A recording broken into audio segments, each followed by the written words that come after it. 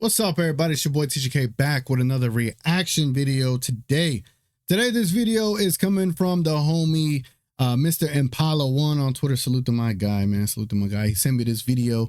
He told me, hey, man, check it out. You know what I'm saying? And again, if y'all want to send me videos to react, I'll react to them. You can send it in Discord. You can send it on my Twitter. All the links to those locations are in the description below. Today's video is going to be over JSM Plus. His YouTube channel. His YouTube channel's talking about Kyrie. So we're going to check this out, see what he's talking about Kyrie and how this relates to the Mavericks. So let's go to going. You already know how I like to say. Enough of the fluff. Let's get to the stuff. Boom. So this is, again, by JSM Plus. The video title is Kyrie Irving and the Dallas Mavericks have found a new identity. Okay, it wasn't just Kyrie. It was also the Mavericks. Let's check it out. Oh, the good old days of ringing the bell. I remember those days. They may have gotten off to a bit of a rocky start, and the Klay Thompson signing isn't working out that well for them. But apart from that, everything has been uphill for the Dallas Mavericks lately. They're now 9-1 in their past 10 games, and not to mention playing in 6 of those without Luka Doncic, arguably hitting their stride without him. Not saying that Luka Doncic was hurting their team, that's definitely not the case, not true. I mean, they haven't gotten beat since Luka Doncic came back, playing in 4 games since he came back, being a perfect 4-0 in them. But I think him being out may have helped a few guys in their team find a rhythm and really find their role on this current team. And during that 10-game time frame, they have beaten some noteworthy teams, including the Memphis Grizzlies, who are 8-2 themselves during their past 10 games. Yep, thank you. Finally, someone gave the Grizzlies some respect because they definitely were a tough team to beat. So, God, finally, someone said it. The Atlanta Hawks, right before they went their own 5-game win streak, the Denver Nuggets on the road, and the Oklahoma City Thunder on the road as well.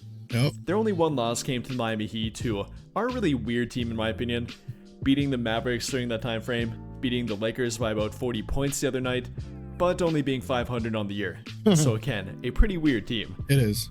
Apart from that though, the Mavericks have been absolutely dominant. Whether you're looking at their record, their offense, or their defense, they have really come together and played very well throughout that 10-game time frame, now being 15-8 on the whole season. And the only team ahead of them currently happens to be the Oklahoma City Thunder. They might be currently tied with the Houston Rockets, but more likely than not, the Rockets will sink a little bit.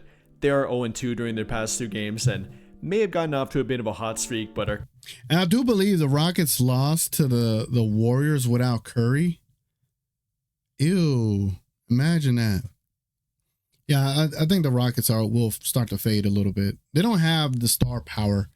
You know, they don't have that star player on their team. Jalen Green is nice. Alperen Şengün is nice, but they're not like a star player, you know? And that's what they're missing over there in Houston. That's what they need. Kind of falling back to reality. Not saying they're a bad team, that's definitely not the case, but right. Probably not good enough to keep pace with both the Mavericks and Oklahoma City Thunder. Yep, thank you. And at this point, the Dallas Mavericks are one of only 3 teams that have both a top 8 offensive and defensive rating. Right now, they're currently sitting at 4th in offensive rating and then 8th in defensive rating. Look at that, man. We a top 10 team in both categories. Who would have thunk it? You know, who would have thunk it? And you know, there was another post. Mark Followell posted this talking about how the Mavericks schedule has been hellish. They went from Portland to Miami or Miami to Portland, and they've gone to Denver twice already. They've had to constantly travel, and like 2 out of the last, I forgot how many games. I think it was like double digits. I think it was like, damn, I don't even know how many games it's been, but they just been basically on the road the entire time. They've only had a few home games over the last 12 to 16 game stretch. I can't remember the tweet, but I saw it this morning. And when you look at it, knowing how we've been able to win the majority of these games on the road, it has been very, very impressive. Very impressive. The run that we've been on, considering most of these games are on the road. Most of these games were without Luka. This is a different Mavericks team, man. And just give it time. Give it time. Give it time. Give it time. We're going to have our #1 seed this season. Just watch. Being a collective 5th in overall net rating. Again, being one of only 3 teams to do that, with the other 2 being the Oklahoma City Thunder and the Memphis Grizzlies. A pretty good trio of teams. And while the media tends to talk a lot about Luka Doncic, and rightfully so, obviously a great player and the leader of this team, I don't think the guys behind him have got nearly enough credit. And that's kind of what we're going to focus on today. For one, Kyrie Irving has been incredible, the leader of their team when Luka Doncic went down, and kind of the overall leader of their locker room and a calming presence for their team too. Probably not something you thought you would hear about Kyrie Irving about 3 to 5 years ago, but it's really been the case for him. Good point. Good point. Hey, Mr. Impala, this guy knows his stuff, man. This guy knows his stuff. He's giving credit where credit needs to be, right? And he's also adding context to what was previous said about Kyrie. They said Kyrie was this cancer, team killer, all this stuff, but yet, where is that at? You know, he's been the team leader here. Why is that? Maybe because he's in a great organization like the Dallas Mavericks. So, salute the JSM plus. On the season, currently averaging about 24 points per game, 5 rebounds per game, and 5 assists per game, and nearly having a 50-40-90 season, meaning 50% from the field, 40% from 3, and 90% from the free throw line, only falling a bit short from the free throw line. And again, really took over that leadership role when they were playing without Luka Doncic, had a 40-point game throughout that time frame, really the stabilizing piece for their team, and definitely the vocal leader for their team too. Overall a positive player for them, and definitely a big help when they were playing without Luka Doncic, or with him as well. But then behind Kyrie and Luka, the role players have been stepping up big for their team, and I think we kind of talked about Naji Marshall before anything.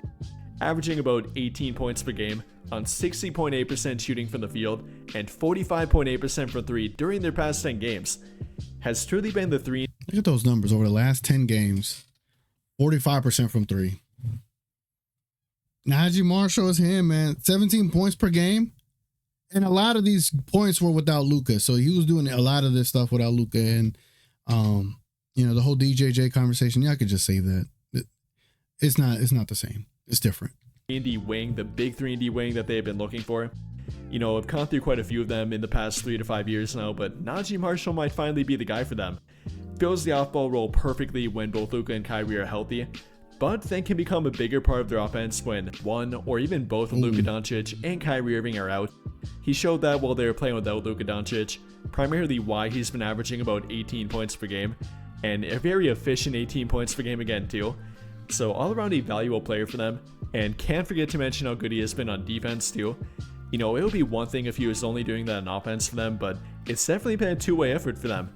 Taking on tough, difficult matchups both on the wing, around the rim, and even guards as well. Being very switchable. That's that little push shot so automatic. I gotta say it every time. That little push shot floater in the paint is so automatic, man. A very physical defender, and an all-out effort guy for them as well. Definitely some they needed after they lost Derrick Jones Jr. After Naji Marshall though, we gotta give a shout out to Quentin Grimes, who definitely has been playing well lately too.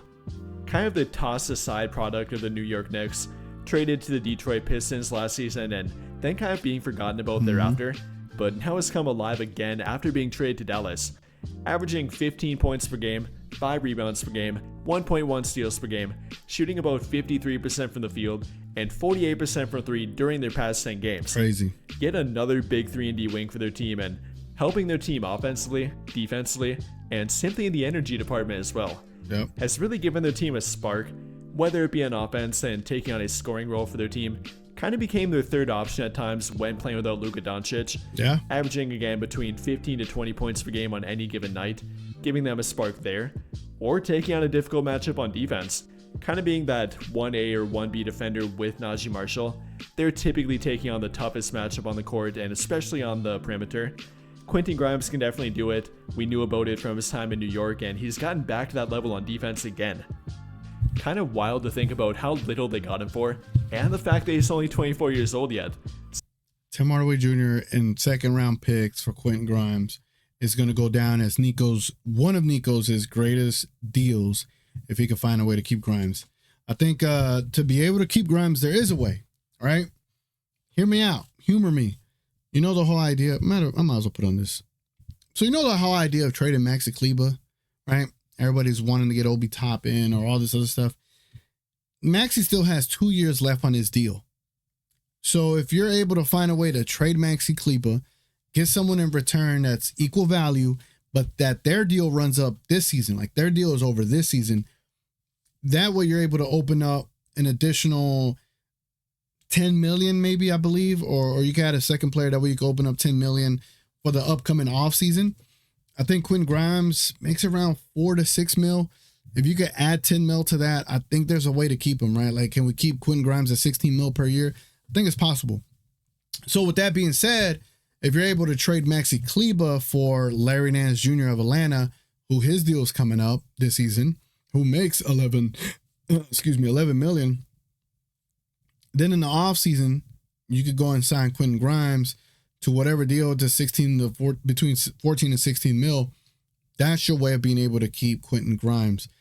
So I think not only does a trade for Maxi make sense for the Mavericks to get someone better in the short term, like Larry Nance, but also so you could keep Quentin Grimes. And then you never know. Maybe you could sign Larry Nance for a vet minimum deal next season. You just never know. So that's just something to consider as far as how these trades can go. Anyway, back to the video. Let's go. Good video so far. So plenty of time to grow with their team and definitely be a big part of it as well. But then after those two, gotta mention Spencer Dinwiddie. I mean, the guy absolutely thrives playing with their team. He did a few years ago, and now has come back to pick up right where he left off, averaging about 14 points per game, 5.1 assists per game, and shooting 46.8% from both the field and three-point line during their past 10 games. We know about his scoring ability, was kind of their second option a few years ago with Luka Doncic, back when they made the Western Conference Finals for the first time, and definitely remembers how to be that for them too. No, maybe not that 23 point per game kind of guy anymore, but definitely can average about 15 points per game when needed. Nah, Spencer can still fill up the stat sheet. You just gotta give him time, man. He just gotta warm up, but when he gets warmed up, he's pretty much automatic. And being a really reliable point guard, shooting guard hybrid for them, off the bench or in their starting lineup whenever one of Luka Doncic or Kyrie Irving are out. Seemingly the perfect backup for them, can fill that scoring role for them, the playmaking role for them, yes, can be a true point guard, and then not a bad defender either. Can even kind of fill that 3-and-D role for them off the bench, being that shooting guard when both of Luka Doncic and Kyrie Irving are healthy and available. So no matter what way you look at it, Dinwiddie has been a great addition for their team, or rather re-addition to their team, and I'm so happy that it's working out, because I went out on a ledge with that with that video I made, and I'm just glad it's working out. Not to mention getting in for a veteran minimum contract. Now that's great value. But then finally, can't forget to mention the three stabilizing pieces, kind of what I refer to PJ Washington, Daniel Gafford, and Derek Lively as within their rotation. Really have been the three most steady role players for this team all year now, while other guys like Quentin Grimes, Naji Marshall, and Spencer Dinwiddie have been a bit up and down. These three have been really reliable and consistent all year long. Always seem to find a way to make a positive impact on the court. Whether it's offensively, defensively, or even grabbing rebounds, they definitely know how to make an impact and not have to do it through only points alone. But during their past 10 games, PJ Washington has definitely been on a hot streak, averaging about 16.2 points per game, grabbing 9.5 rebounds per game, and on 54.1% three-point shooting. PJ Washington is the X factor, ladies and gentlemen. Over the last 10 games, 54% from three. Shut the hell up. Last year, if you would have said he was going to be shooting 54% from three after the finals and saying he was going to shoot that next year, people would have called you stupid. This man is doing everything a lot of us were concerned with, his shooting, and he's fixed that. On top of being a great defender, on top of being a great rebounder, PJ Washington is the biggest X factor for this team. I'll say it time and time in the game. He is the X factor for the Dallas Mavericks championship goals. Need I say more? No. Definitely on a bit of a hot streak, even though he's been good all year long for them, and leading their team in plus-minus rating during that time frame, being a plus 86, top 10 in the NBA during that time frame too. Not to mention on defense, averaging about 2.5 combined blocks and steals per game this season, so that's very impressive. Definitely being a pest on defense, taking on pretty tough matchups for them too, and helping both around the rim and on the perimeter, and you can't undervalue that versatility. Then for Derek Lively and Daniel Gafford, I kind of view them as a combination of one player at the same position but simply rotating between doing it, and between the two of them, they have put up about 23 points per game, 15.5 rebounds per game, 2.8 blocks per game, and shot 71% from the field during their past 10 games. Damn. Definitely reliable and stabilizing for them in the middle, I mean, when you got one of them on the court at all times, it really benefits their defense.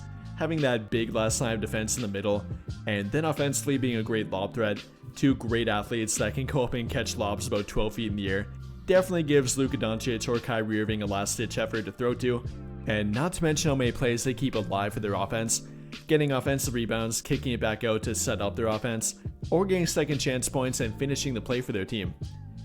So all around, when you take a look at their team, yes, the talking point generally might be Luka Doncic or Kyrie Irving, but there's so much more to it than only them. Between guys like we talked about, like Naji Marshall, Quentin Grimes, Spencer Dinwiddie, PJ Washington, Daniel Gafford, and Derek Lively, they have plenty of supporting pieces behind them. And that's without even mentioning Klay Thompson, who again is currently struggling for them, can't really find a way to become reliable and consistent for them, but if he ever would, that would definitely add another dimension to their team. This is the tough part of talking about Klay Thompson. Like, is he struggling, or did we have too high expectations, or is he just not meeting expectations? Like, I don't know.